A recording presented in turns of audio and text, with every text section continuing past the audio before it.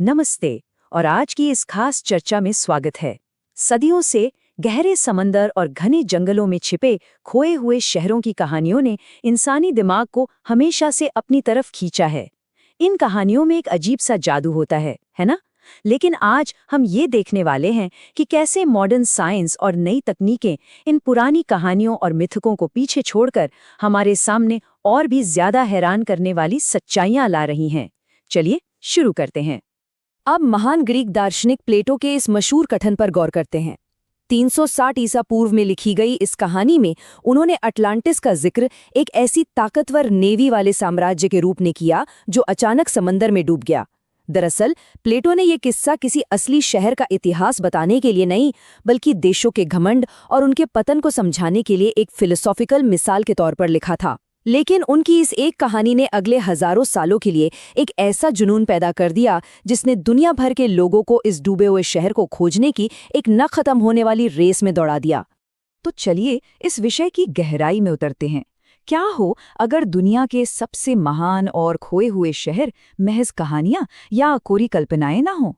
जब हम इन काल्पनिक डूबे हुए महाद्वीपों की अंधी तलाश को छोड़कर असली विज्ञान और तकनीक का इस्तेमाल शुरू करते हैं, तो जो नतीजे मिलते हैं वो किसी भी कहानी से कहीं ज्यादा रोमांचक होते हैं।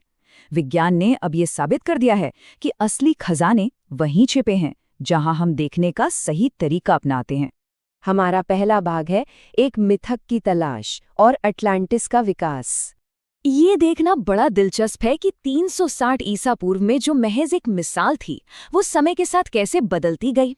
1596 में अब्राहम ऑर्टेलियस ने महाद्वीपों के खिसकने यानी कॉन्टिनेंटल ड्रिफ्ट की बात की, लेकिन फिर 19वीं सदी में इग्नाटियस डॉनली नाम के एक शख्स ने प्लेटो की कहानी का पूरी तरह से गलत मतलब निकाल लिया।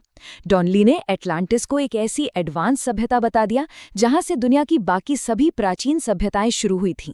बस फिर क्या था, उनके इस सिद्धांत ने दुनिया भर में छद्म विज्ञान यानी सूडो साइंस पर आधारित खोजों की बाढ़ ला दी।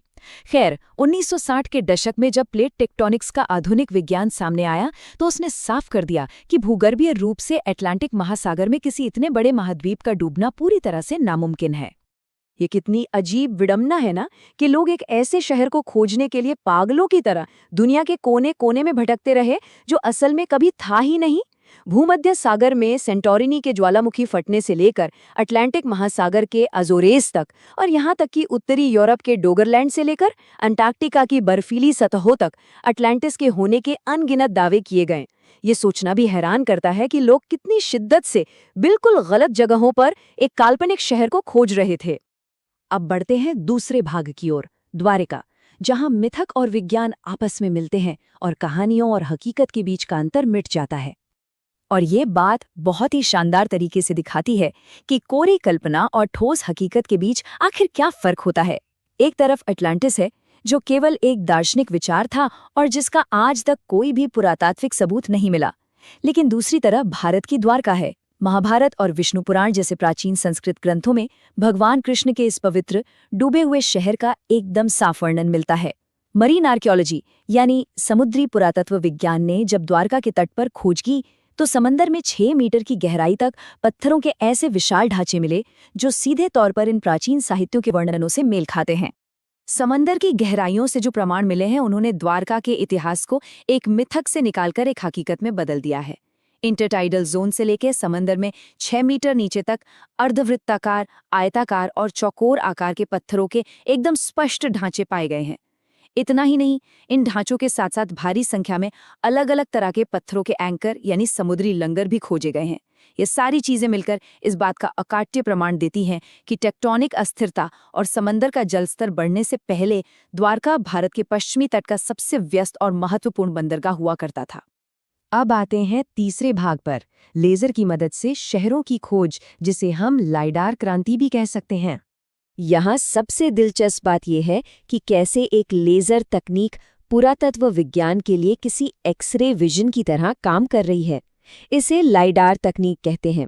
इसमें हवाई जहाज़ों या ड्रोन से लेज़र बीम्स नीचे ज़मीन पर भेजी जाती हैं। ये तकनीक उन दबे हुए शहरी ढांचों को डिजिटल रूप से पूरी तरह बेनकाब कर देती है, जो सदियों से घने जंगलों और पेड़ पौधों की मोटी चादर के नीचे खामोशी से छिपे हुए हैं।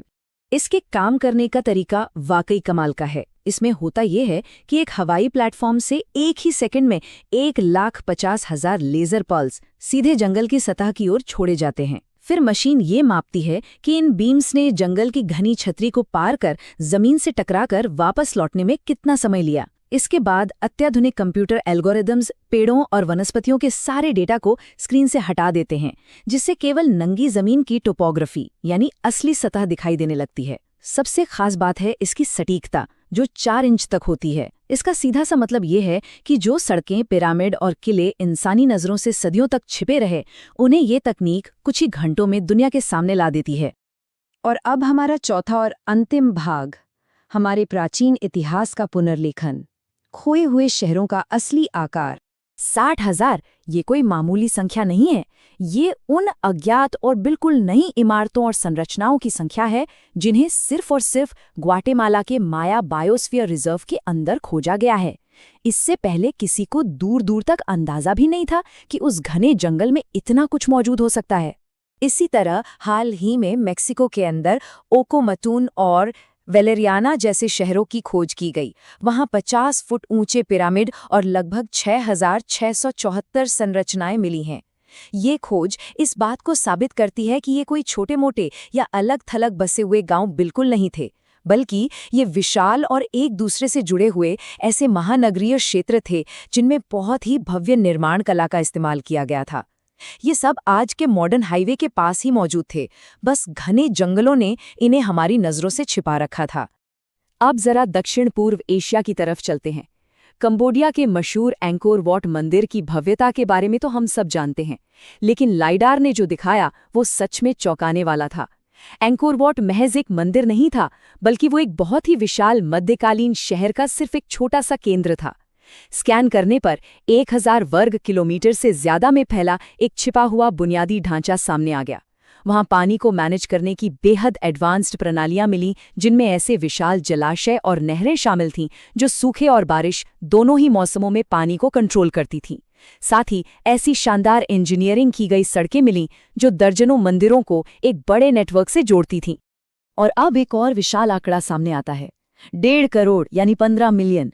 ये माया सभ्यता के निचले इलाकों की आबादी का नया और संशोधित अनुमान है। इस खोज ने दुनिया को दिखा दिया कि उस घने जंगल में बसने वाली आबादी का घनत्व लगभग उतना ही था जितना कि मध्यकालीन इंग्लैंड का। ये सच में हैरान कर देने वाली बात है। तो यहाँ सबसे अहम बात ये निकल कर आते है कि इस तकनीक ने हमारे इतिहास को फिर से लिखने पर मजबूर कर दिया है। इन विशाल राजमार्गों और व्यापारिक नेटवर्क्स के लाइडार डेटा ने इतिहासकारों की हर उस मान्यता को पलट कर रख दिया है जो वे प्राचीन समाजों के बारे में मानते थे। जिन सभ्यताओं को बहुत साधारण या छोटा समझा जाता था, वे असल में हमारी कल्पना से भी कहीं अधिक एडवांस्ड, विशाल और परिष्कृत थीं। तो आज की ये चर्चा एक बहुत ही गहरे सवाल के साथ खत्म होती है। अगर आसमान से छोड़े गए इन लाखों लेजरों ने महज 1 दशक के अंदर इतने सारे रहस्यों से पर्दा उठा दिया है, तो जरा सोचिए उस गहने अंधेरे और गहरी मिट्टी के नीचे अभी ऐसे कितने शानदार प्राचीन शहर और अकल्पनीय दुनिया है जो खोजे जाने का इंतजार कर रही है।